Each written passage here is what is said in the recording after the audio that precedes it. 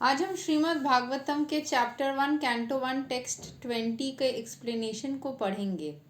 The doctrines of anthropomorphism and zoomorphism are never applicable to Lord Shri Krishna or the personality of Godhead।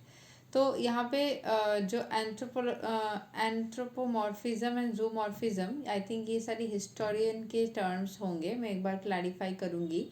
वो सारी चीज़ें भगवान श्री कृष्ण के ऊपर एप्लीकेबल नहीं है ऐसा बोला गया है, बट अभी तो हिस्टोरियंस भी ढूंढ पा रहे हैं कृष्ण भगवान के एग्जिस्टेंस को। The theory that a man becomes God by dint of penance and austerities is very much rampant nowadays, especially in India, since Lord Rama, Lord Krishna and Lord Chaitanya Mahaprabhu were detected by the sages and saints to be personality of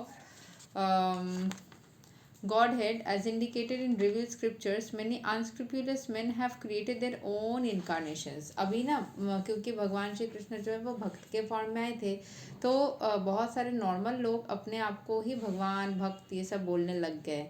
ठीक है, अपने आप को ही वो परमेश्वर मानने लग गए। ठीक है, तो वो चीज़ गलत है, ऐसा करना नहीं चाहिए। चलो आज ना अब हम लोग थोड़ा सा 2-3 वर्ड्स के मीनिंग देख लेते हैं।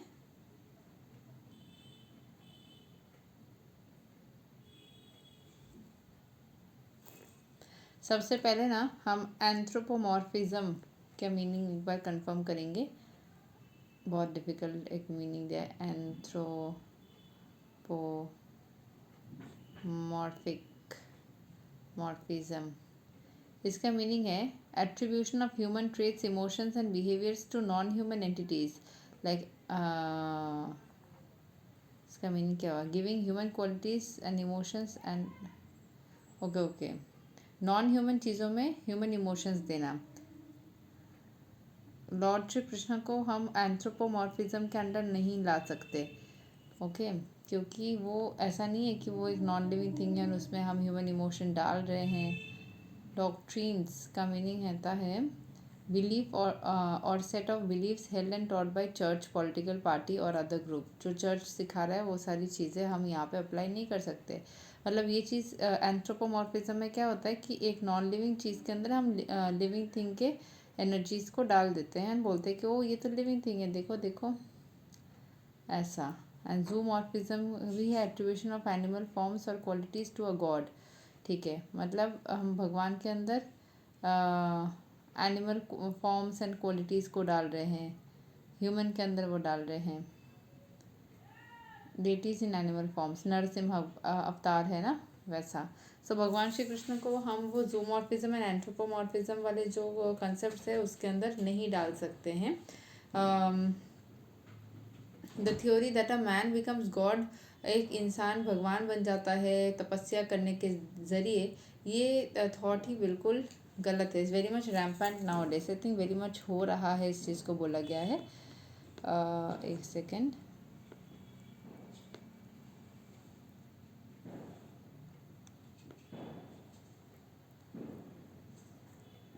फ्लरिशिंग इंक्रीज हो रहा है। ये सारे कंसेप्ट की कोई भी इंसान अगर तपस्या करता है तो वो भगवान बन जा सकता है, ये दुनिया में इंडिया में बहुत ज़्यादा होते हुए देखा गया है। बहुत सारे लोग अनस्क्रूपुलस मैन उन्होंने क्रिएट किया है अपने ही इनकारनेशंस। ठीक है, और the process of concocting an incarnation of God has become an ordinary business, specially in Bengal के अंदर एक इंसान को भगवान के रूप में देख करके उससे पैसे हड़पना, लोगों से उस इंसान को दिखा करके, ये बहुत ज़्यादा होते हुए दिखा गया है। Any popular personality with a few traits of mystic powers will display some feat of jugglery and easily become an incarnation of God by popular vote। एक इंसान ऑर्डिनरी से इंसान बस कोई मैजिक दिखा करके, जगलरी एक्टिविटीज़ दिखा करके, मैजिशियन बन करके फिर वो भगवान के किरदार में मानने लग जाएंगे लोग उनको। Lord Shri Krishna was not that type of incarnation. He was actually the personality of Godhead. From the very beginning of his appearance, he appeared before his so-called mother as four-armed Vishnu. Then, as the request of the mother, he became like a human child and at once left her for another devotee at Gokula. Sorry, थोड़ा call आ गया था।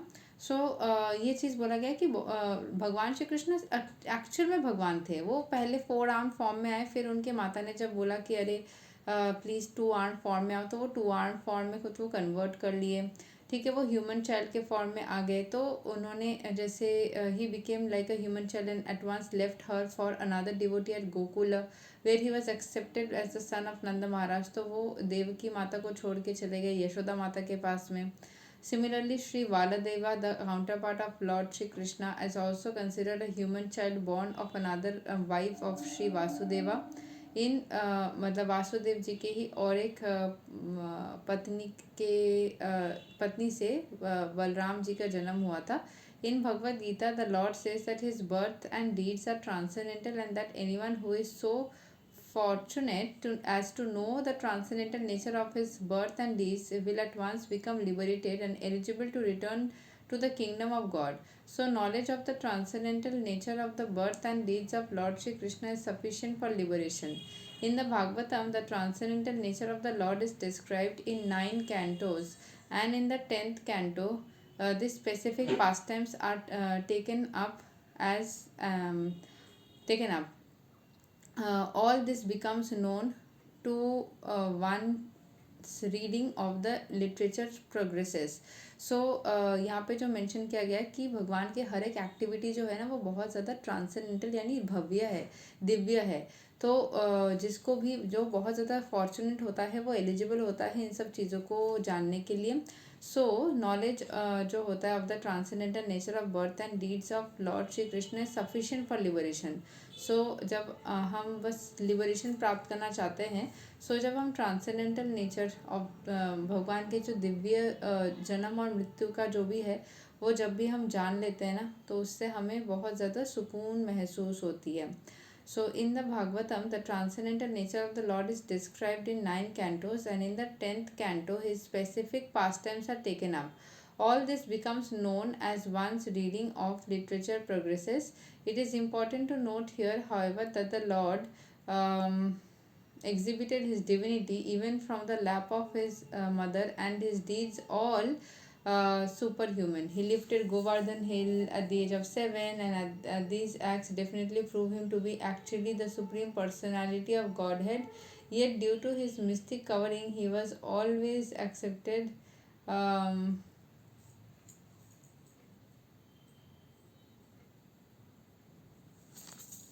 कहाँ चला गया? यहाँ पे बोला गया वो तो यशोदा माता के लैप में बैठ के भी लीलाएं करते थे, उसमें भी वो डिविनिटी दिखाते थे, वो सुपर ह्यूमन एक्टिविटीज़ करते थे, गोवर्धन पर्वत को 7 साल की उम्र में उठा लिए थे। और इन सब चीज़ों से प्रूव होता है कि वो supreme personality of God head है। उनके मिस्टिक नेचर के लिए वो हमेशा ही एक ऑर्डिनरी ह्यूमन बीइंग के जैसा बने रहते थे अपने फादर मदर एंड रिलेटिव्स के सामने। जब उनको कोई हरक्यूलिन टास्क दिया जाता था, father and mother took it otherwise, and they remained satisfied with unflinching filial love for the son. माता पिता के सामने वो ऐसा मतलब एक नॉर्मल इंसान बन के रहते थे, क्योंकि वो नहीं तो अलग ही कुछ समझेंगे, एंड वो बहुत खुश रहते थे भगवान के प्रेम को प्राप्त करके। As such, the sages of Naimisaranya described him as apparently resembling to a human being. तो नैमिषारण्य जी के जंगल के अंदर जितने भी भक्त आदि सेजेस थे वो सभी बता रहे थे कि वो एक ह्यूमन बीइंग जैसा ही बर्ताव करते थे, but actually he is the supreme almighty personality of godhead. तो वो सुप्रीम मतलब परम भगवान हैं, बट उनके अंदर भी ये नेचर है कि वो चाहे तो एक कोई भी फॉर्म को ले सकते हैं, किसी भी फॉर्म में वो आ सकते हैं। तो वो जनरली ह्यूमन लाइक फॉर्म में रहते हैं, बट वो चाहे तो किसी भी फॉर्म में हमारे सामने प्रकट हो सकते हैं। आज के लिए यही तक। आई होप कि एक्सप्लेनेशन समझ में आया हो। अगले दिन हम टेक्स्ट नंबर 21 को रीड करेंगे। हरे कृष्ण, राधे राधे, जय श्री राम।